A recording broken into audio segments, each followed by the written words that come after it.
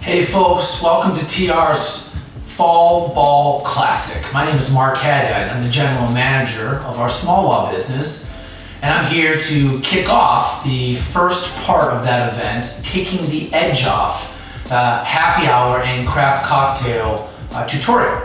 If you were one of the first 200 guests, you'll actually receive a $25 gift certificate tomorrow. It should show up in your inboxes, so take a peek and look out for it. Today's event is sponsored by two of our market-leading products. First, by Westlaw Edge, which is AI-powered and is the best legal research platform ever, and FindLaw, which brings legal digital marketing solutions to allow you to engage and connect with your prospects. Okay, momentarily, Nicholas Bisbee, a craft cocktail specialist, will be walking you through how to build some really great cocktails and take a little bit of a twist as part of that. We're also asking that you post some pictures of the cocktails that you've made. You can do that at #TRFallBallClassic. Do me a favor and hang out after the tutorial with Nicholas, because I'm gonna preview some of the great prizes that you can win as part of this, okay? And so until then, enjoy, and I look forward to seeing you soon. Hello and welcome to the Thomson Reuters virtual happy hour. My name is Nicholas Bisbee, and I'll be showing you how to make some historical craft cocktails today. I worked in the industry for a number of years, and as you can see, my passion for making cocktails and drinking continues today. Hey everybody, I'm gonna show you how to make the granddaddy of all the cocktails, the old fashioned. It's a whiskey cocktail. We have rye whiskey here, or if you prefer, use a bourbon. It's gonna work great with either. I got this bottle at a local liquor store for under 30 bucks. I'm sure you can find something comparably priced as well. Simple syrup, demerara, sugar in the raw, 2 parts sugar, 1 part water. Again, you can buy that at your local liquor store, but have a fun at home project to do it yourself. And then Angostura bitters. So these are probably your most common bitters out there. That's what we're gonna start the cocktail with because it's your cheapest ingredient. And fun fact, little pro tip for you, start with your cheapest ingredient. So in case something goes wrong, like the top pops off and you have a whole glass of bitters, you didn't waste a ton of money. So 4 dashes, start us off. And if you don't have a fancy crystal like decanter like me, you can just use a pint glass at home. It's gonna work just as well. Simple syrup, we're going with 10 mils if you're a metric nerd like me, or 1/3 of an ounce. Just like that. And then for the fun part, right? The whiskey. So that is gonna be 60 mils or 2 ounces of whiskey. And this cocktail actually predates whiskey itself. It was first written about in 1806, Hudson, New York. And back then, the liquors in vogue were the gin and brandy. It wasn't until the 1850s that you started to see whiskey in the cocktail, as it was first called, or a bittered sling. It wasn't until the 1850s when it was started to be called the old fashioned, when other liqueurs and ingredients were added to the drink, and you got grumpy old curmudgeons saying, I want a cocktail in the old fashioned way, hence giving it the name the old fashioned.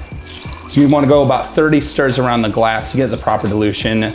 You don't want it to come out too hot.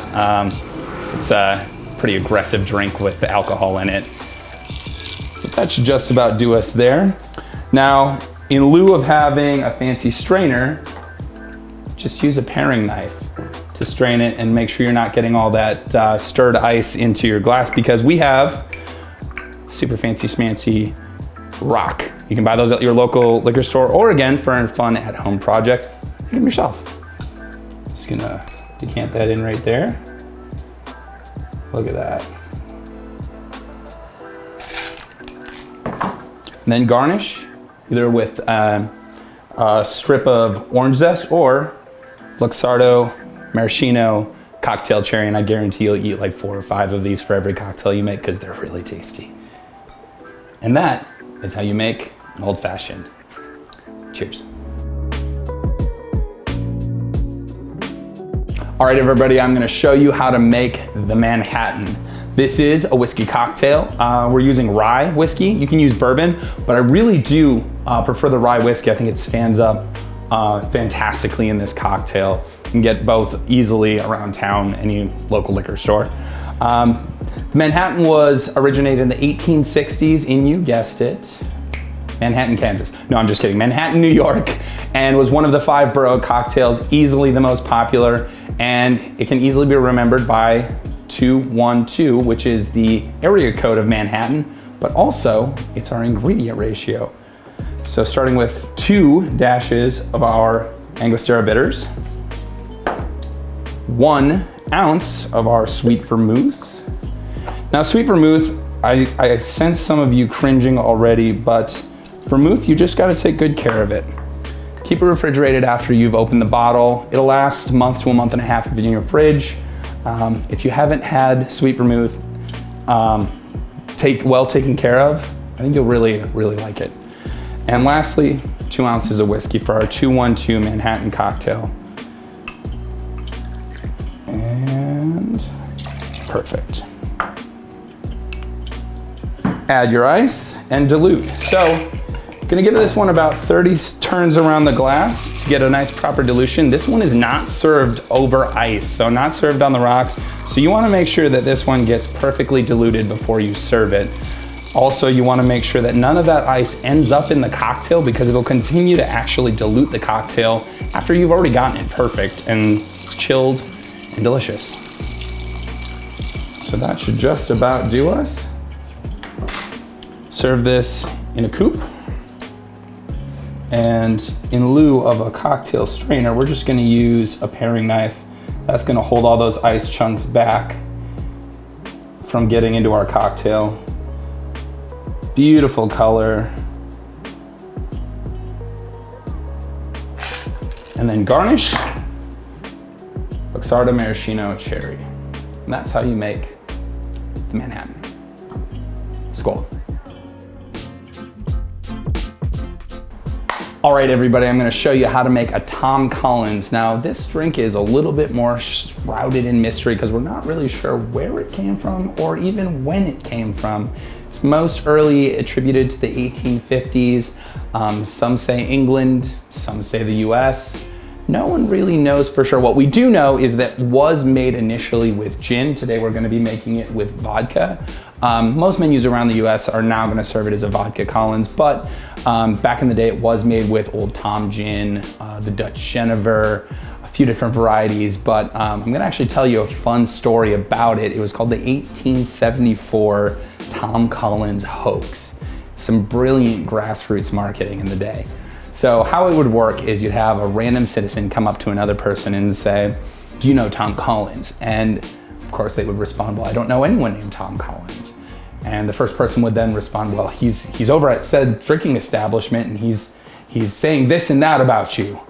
Of course you're disgruntled and the person would go off to the bar where the barkeep would introduce you to Tom Collins. So we'll show you how to make it. All right, so we're gonna start off with our simple syrup. This one is, as its name, simple. Just grab the white sugar you have in your cabinet, 2 parts sugar, 1 part boiling water, gets you to here. Again, you can buy it at your local liquor store, but it's more fun to make. So we're actually, since this is a 2-to-1, we're gonna do 1/2 ounce of simple syrup. Fresh squeezed lemons. Now you can also buy this at your local grocery store, but come on, nothing beats fresh squeezed lemons, right? Life gives you lemons. So we're gonna do 1 ounce of fresh squeezed lemon juice. And lastly, our vodka. 1.5 ounces. I'm using a Japanese vodka today, but you can use whichever one you want. It's all up to you and what you have available. And then add your ice. We're gonna give it a good shake. So I want you to practice your best Tom Cruise with me.